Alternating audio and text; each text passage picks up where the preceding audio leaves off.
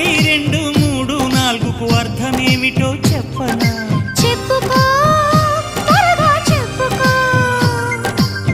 ఒకటంటే ఒకటిగా అడుగేద్దాం, రెండంటే రెండు గుండెలను ముడిపెడదాం, మూడంటే మూడు ముళ్ళేసి ఆ తర్వాత నాలుగు కాలాల పాటు కలిసుందాం.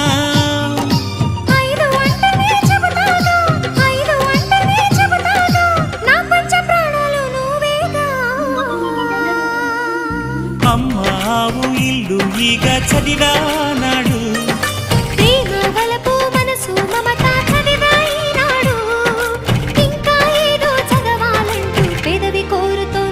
భలేగా కొత్త చదువు చదువు, ఇలా నా ముద్దు కవిత చదువు, చెలి మురిపాల కథలు చదువు.